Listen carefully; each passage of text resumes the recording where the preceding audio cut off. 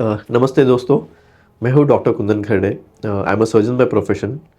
And आज हम ये वीडियो में यही बात करेंगे कि how the surgery has evolve, मतलब ओवर द ईयर्स से सर्जरीज किया करते थे लोग, फिर कौन सी नई तकनीकें आई, एंड अभी फिर लेटेस्ट क्या चालू है सर्जरीज में। तो लेट अस स्टार्ट कि एब्डोमिनल सर्जरीज अगर मैं पकड़ूँ तो हमें सर्जरी करने में क्यों पड़ती है। तो मोस्ट कॉमन एब्डोमिनल सर्जरीज अगर मैं आपको बताऊँ तो वो रहेगा कि सपोज़ किसी को अपेंडिक्स में दर्द उठा है। तो अपेंडिक्स एक छोटा सा ऑर्गन है, अगर उसको इन्फ्लेमेशन हो गया तो हम अपेंडिक्स की सर्जरी बोलते हैं। तो उसमें ये जो अपेंडिक्स है हम उसको पूरा का पूरा निकाल देते हैं। सिमिलरली गॉल ब्लैडर में अगर गॉल ब्लैडर में स्टोन्स आ गए तो गॉल ब्लैडर भी निकालते हैं। Next common surgery is hernia, जिसमें कि अगर एब्डोमिनल वॉल में कुछ अगर डिफेक्ट आ गया तो उसको वो डिफेक्ट को हम क्लोज करके उस पर एक मेश लगा देते हैं। तो ये सब जो डिजीज़ है ये दवाई से ठीक नहीं होते, इसलिए इनको हमें सर्जिकली ठीक करना पड़ता है। इनिशियल डेज में ये सारी सर्जरीज ओपन सर्जरीज की जाती थी।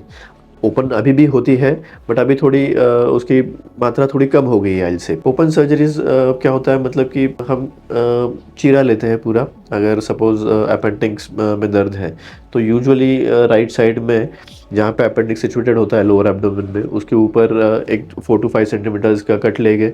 फिर भी सर्च फॉर द अपेंडिक्स, उसको बाहर निकालेंगे और टाई करके उसको निकाल देंगे, और ऊपर से टाके लेके वापस से वो क्लोज कर देंगे जिस जिस लेयर में हमने उसको कट किया है उस लेयर्स को। सिमिलरली अगर गॉल ब्लैडर में कुछ दिक्कत है, गॉल ब्लैडर हमें निकालना है, तो अपर राइट एब्डोमेन में बड़ा सा चीरा लेते थे, वो निकाल दिया एंड वापस उसको ऊपर से सुचर कर दिया। एंड इंटेस्टाइन में कोई प्रॉब्लम हो तो भी बड़ा सा कट लेते हैं एंड उसको रिपेयर करके वापस से वो पूरा का पूरा abdomen we use to stitch it. तो ये सारी हुई ओपन सर्जरीज जो ट्रेडिशनली काफ़ी दिनों से चलती आ रही है, जो अभी भी हम रूटीनली कर ही रहे हैं। लेकिन फिर धीरे धीरे few years back laparoscopy start हुआ। लैप्रोस्कोपिक सर्जरीज मतलब अगर लेमैन टर्म्स में बोलूँ तो ये दूरबीन से की जाने वाली सर्जरी है। इसे कुछ लोग की होल सर्जरीज बोल के भी बुलाते हैं। तो इसमें होता क्या है कि एक छोटा सा मल्टीपल इंसिजन लेते हैं, usually 3 to 4। It could range between 1 centimetre to 5 mm, या फिर 3 mm तक के भी छोटे पोर्ट्स होते हैं, इसमें से ये सर्जरीज की जाती है। एक पोर्ट में से हमारा कैमरा जाता है and usually there are 2 working ports. Now depending on surgery उसके वो पोर्ट्स में डिफर। तो उसमें होता क्या है कि सपोज अगर again I take example of appendix, अगर अपेंडिक्स को हमें निकालना है तो हम अपने नाभि के यहाँ पे एक छोटा सा इंसिजन लेके बाकी 2 वर्किंग पोर्ट्स रहेंगे। तो उसमें से विल सी कि कहाँ पे वो सिचुएटेड है, वहाँ पे टाई करके ये जो छोटे 2 पोर्ट्स होते हैं उसमें से लॉन्ग इंस्ट्रूमेंट्स, छोटे पतले लेकिन लॉन्ग इंस्ट्रूमेंट्स होते हैं। सिमिलर टू अगर डिफ्रेंशिएट करना चाहूँ तो नॉर्मल हाथ से खाना या फिर चॉपस्टिक से खाना। अगर आपको चॉपस्टिक से अगर प्रैक्टिस है तो आप दूर रुकी हुई चीज़ भी आराम से पिक करके आप खा सकते हो। इसमें थोड़ा लर्निंग कर्व है।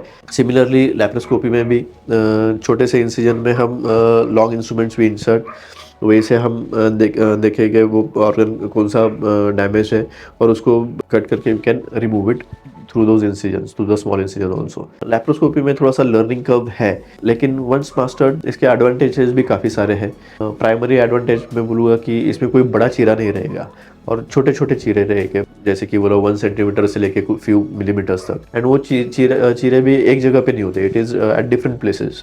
सो हीलिंग इज़ क्वाइट फास्टर। कुछ लोग इसको सूचरलेस भी बोलते हैं क्योंकि इसमें सूचर दिखाई भी नहीं देता अगर अंदर से लिया तो। एंड हील होने के बाद कोई गंदा सा स्कारिंग भी नहीं होता है इसमें, बिकॉज हीलिंग इज़ फास्टर। आपका हॉस्पिटल स्टे जो है, ड्यूरेशन जो है, वो compare to an open surgery थोड़ा रिड्यूस हो जाता है कुछ सर्जरीज में। तो इसलिए वो एक एडवांटेज है। नेक्स्ट अभी रिसेंटली सर्जरीज में कुछ और एडवांस टेक्निक्स आ गए। आई से it is a advance laparoscopy only. तो उसमें इनिशियली तो लैप्रोस्कोपी जो था वो 2 डायमेंशनल होता था, हमें डेप्थ असेस करना नहीं आता था। तो धीरे धीरे पीपल इंट्रोड्यूस्ड 3D सिस्टम्स, मतलब कि हमें जो ऑपरेट कर रहे थे लैप्रोस्कोपी में, जो हमें टीवी पे जो 2 डायमेंशनल फिगर दिखती थी, तो वो 3 डायमेंशनल भी दिखने लग गई। लेकिन over the period of time वो भी अभी थोड़ा थोड़ा साइड लाइन हो गया। And the more latest style से will be a robotic surgery. तो रोबोटिक सर्जरी का मतलब ये नहीं कि वो रोबोट सर्जरी कर रहा है, सर्जरी अभी भी सर्जन ही कर रहा है। रोबोटिक्स में robot is just an extension of surgeon's hand, I say. उसमें सर्जरी अभी भी सर्जन करता है, लेकिन प्रिसीजन मोर है। रोबोटिक्स में आपको जो डेप्थ है वो आराम से आ जाता है।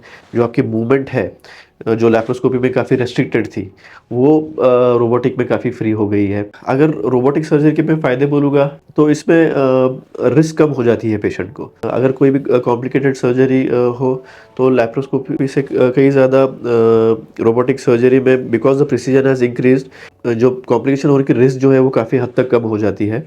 तो this is a major advantage of robotic surgery. Chances of converting a laparoscopic surgery to a open because of some complication जो है वो रोबोटिक में कम है कंपेयर टू लैप्रोस्कोपिक सर्जरी। मतलब कि लैप्रोस्कोपी में अगर कोई सर्जरी हमें करनी है और या चलो अपेंडिक्स का एग्जांपल लेते हैं।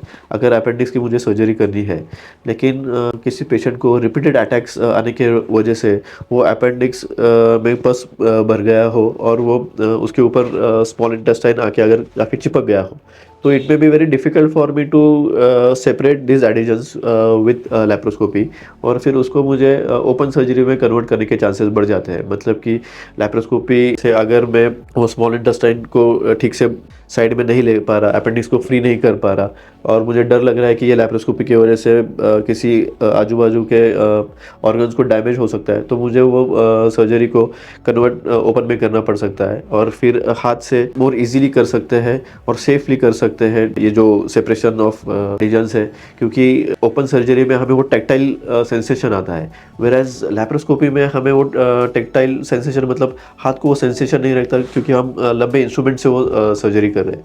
तो ये कुछ ओपन सर्जरी के बेनिफिट्स है ओपन लैप्रोस्कोपी में।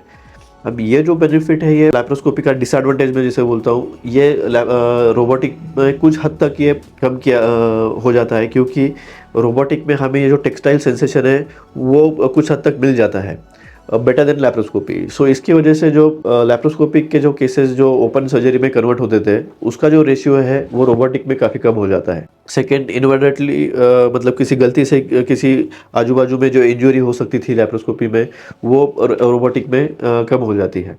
ये मेजर डिफरेंसेस है I say between open laparoscopy and robotic surgery. Second most important I say will be the cost factor. Cost factor अभी भी ओपन सर्जरी में काफ़ी रीजनेबल है। सेकेंड, लैप्रोस्कोपी में कॉस्टिंग डेफिनेटली बढ़ जाती है। दो हॉस्पिटल स्टे में reduce, but the costing will increase because the instrument का जो कॉस्ट है, जो लर्निंग कर्व है सर्जन का, everything increases in laparoscopic surgery. Third, robotic तो is far more expensive than even laparoscopic surgery, because again the instrument cost काफ़ी high है, क्योंकि रिसेंटली टेक्नोलॉजी जो है वो इंडिया में रही है। तो फिलहाल रोबोटिक सर्जरी स्टिल हाई, और कुछ इंश्योरेंस कंपनीज कवर कर लेते हैं रोबोटिक, लेकिन अभी भी काफ़ी सारी इंश्योरेंस कंपनीज है जो रोबोटिक सर्जरी को कवर नहीं कर रहे हैं। इसकी वजह से रोबोटिक सर्जरी जो है वो थोड़ा सा एक्सपेंसिव पड़ सकता है। थोड़ा सा नहीं, बट काफ़ी एक्सपेंसिव पड़ सकता है compare to other form of surgeries. तो नेक्स्ट इंपॉर्टेंट क्वेश्चन काफ़ी सारे पेशेंट मुझे पूछते हैं कि सर आपने डिफरेंट टाइप्स ऑफ सर्जरीज तो बोल दिए, लेकिन हमें सबसे कौन सा सूटेबल है, which surgery mode of surgery should we go with.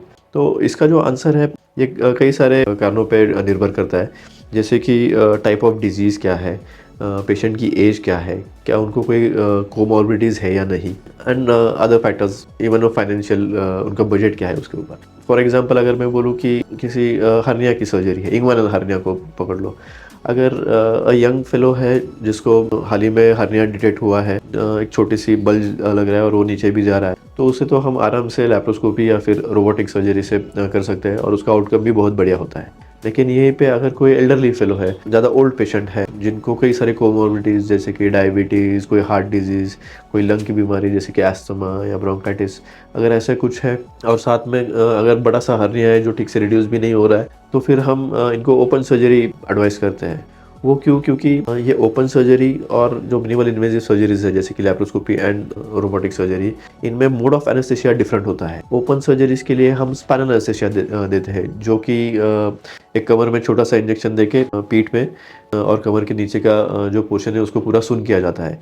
आप कंप्लीटली अवेक होते हो ड्यूरिंग द सर्जरी, बट आपको कोई पेन नहीं होता।